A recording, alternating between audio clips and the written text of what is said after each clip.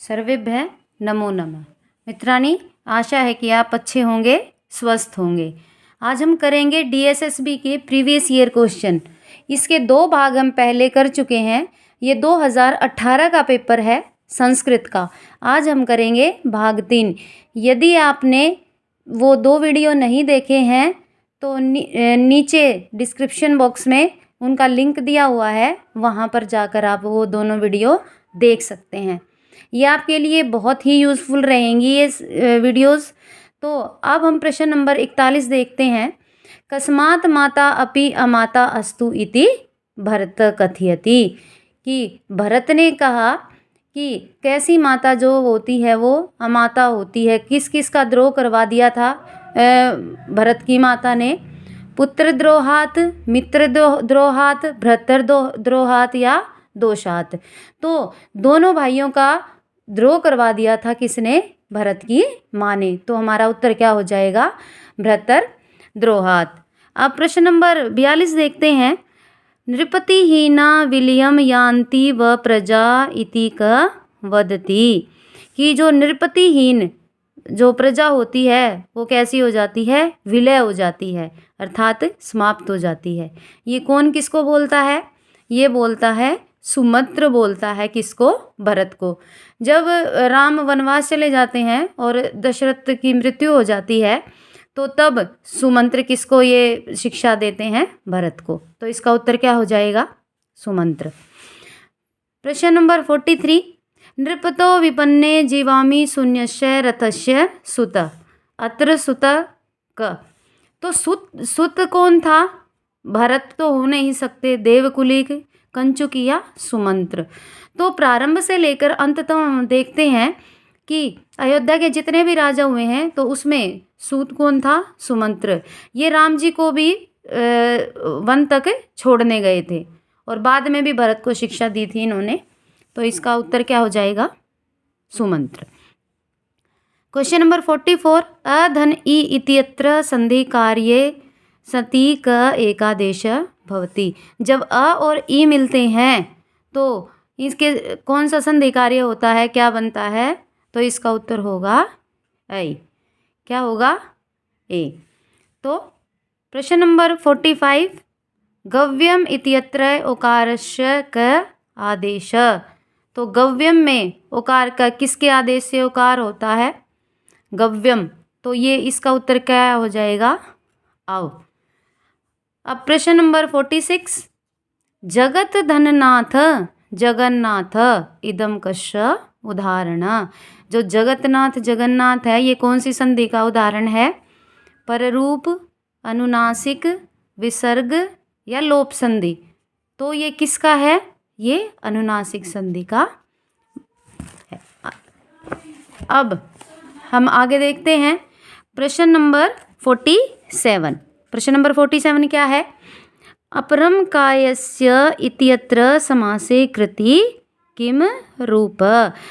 अपरम कायस्य का जो समास में क्या रूप बनेगा? अपरकाय, अपरकाय, अपरकायम या काया परम। तो इसका उत्तर क्या होगा? इसका उत्तर होगा बी, अपरकाय। प्रश्न नंबर 48। अनुदर इत्यस्य विग्रह वाक्यम किम भवति। अनुदर का जो विग्रह वाक्य में क्या बनेगा?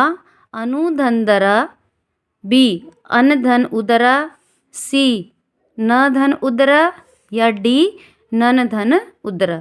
तो इसका उत्तर क्या बनेगा? न धन उदर अनुदर। प्रश्न नंबर 49। समास प्रधानेन कति विधि। तो समास कितने प्रकार के होते हैं? Option number A Trividha, B चतुर्विधा, सी पंचविधा और डी सप्तविधा। तो समास पंचधा, समास पंचधा। प्रश्न नंबर 50। अव्ययभाव समासान्ते पदम किम लिंगम भवति। अव्ययभाव समास में कौन सा लिंग होता है? पुल्लिंगम, स्त्रीलिंगम, उभयलिंगम या नपुंसक लिंगम। तो अव्ययभाव समास में कौन सा लिंग होता है? नपुंसक लिंगम। अब आगे देखते हैं। उभय पद उभय पदार्थ प्रधान समास क। वो समास कौनता है जिसमें उभय पद प्रधान होता है? तत्पुरुष, द्वंद्व, द्विगु या कर्मधारय। तो इसका उत्तर क्या होगा? उभय पद प्रधान कौन सा होता है? ये समास कौन सा होता है? तत्पुरुष, द्वंद्व, द्विगु या कर्मधारय। तो दोनों पद प्रधान किस समास में होते हैं? द्वंद्व में। किस में होते हैं? द्वंद्व में। प्रश्न नंबर 52। नीलकंठ इत्यत्र बहुब्रीहि समास कीदृश अस्ति। तो नीलकंठ में कौन सा समास है? अधिकरण, बी व्यधिकरण, सी समानाधिकरण या डी उभयाधिकरण। तो इसमें कौन सा समास है? समानाधिकरण। प्रश्न नंबर 53। अनुष्टुप छंदसि प्रतिपादम कति अक्षराणि भवन्ति। तो अनुष्टुप छंद में कितने अक्षर होते हैं? ए 7, बी 8, सी 9 और डी 10। तो कितने होते हैं? 8। कितने होते हैं? 8। प्रश्न नंबर 54। ज त ज र गणा क्रमेण भवन्ति चेत। तो किम वृत्ति भवति? किम वृत्ति? ए इंद्रवज्रा, बी उपेंद्र वज्रा, सी मालती या डी वंशस्थ। तो इसका उत्तर क्या होगा? वंशस्थ। उम्मीद है कि आपको ये वीडियो पसंद आ रही होगी। यदि आप कोई सलाह देना चाहते हैं या कुछ पूछना चाहते हैं तो कमेंट बॉक्स में कमेंट करके बोल सकते हैं। प्रश्न नंबर 55। मोहात् कुरंग इति मुग्धजना वदन्ति। इदं कस्य उदाहरणम्। तो ये किसका उदाहरण है? मोहात् कुरंग इति मुग्धजना वदन्ति। ऑप्शन ए वंशस्थ, बी वसंत तिलका, सी सग्रधरा या डी अन्यथा। तो इसका उत्तर क्या होगा? वसंत तिलका। उगता वसंत तिलका तब जा जगऊगा। ये इसका क्या है? आप इसको गाकर भी देख सकते हैं। प्रश्न नंबर 26। शार्दूल विक्रीडिते अंतिम वर्ण कीदृश भवति। जो शार्दूल विक्रीडित है उसका अंतिम वर्ण कैसा होता है? ए लघु, बी गुरु, सी लघु गुरु च या डी गुरु ध्वम। तो क्या होता है? इसका आंसर हम लगाएंगे बी। तो शार्दूल विक्रीडते अंतिम वर्ण गुरु भवति। प्रश्न नंबर 57। अनुप्रास कीदृश अलंकार। जो अनुप्रास है वो कैसा अलंकार है? शब्दालंकार है, अर्थालंकार है, उभयालंकार है या गुणा अलंकार है? तो ये कैसा अलंकार है? अनुप्रास। कैसा अलंकार है? इसका जो उत्तर है आप कमेंट बॉक्स में करके दीजिए। प्रश्न नंबर 58। नव पलाश पलाश वनम इत्यत्र क अलंकार। नव पलाश पलाश वनम। ए उपमा, बी रूपक, सी श्लेष या डी यमक। तो इसका उत्तर क्या होगा? यमक। प्रश्न नंबर 59। एकस्मिन् वाक्ये द्वयो अर्थयो समावेशे क अलंकार भवति। एक वाक्य में जो दो अर्थों का समावेश होता है वो कौन सा वाक्य है? वो कौन सा अलंकार होता है? तो वो कौन सा होता है? श्लेष। वो कौन सा होता है?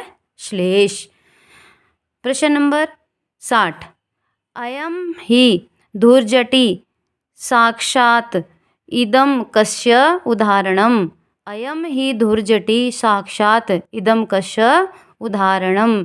तो इसका क्या होगा? ए रूपकम, बी श्लेष, सी यमक या डी अर्थांतरास। फिर देखते हैं इसका क्या होगा? अयम ही धूर्जटि साक्षात् इदं कस्य उदाहरणम्।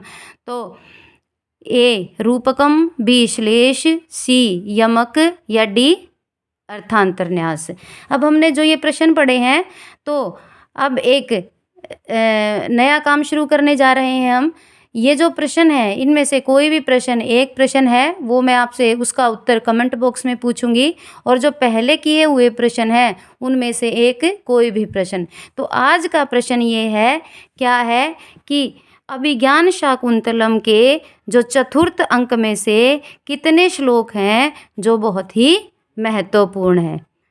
फिर सुन लीजिएगा, अभिज्ञान शाकुंतलम में कितने श्लोक हैं और उनके क्या क्या नंबर हैं जो सबसे महत्वपूर्ण है। तो आज के लिए बस इतना ही। यदि आपको वीडियो पसंद आई हो तो लाइक, शेयर और सब्सक्राइब ज़रूर कीजिएगा। आशा है कि आप खुश रहेंगे, आनंदित रहेंगे। नमो नमः। धन्यवाद।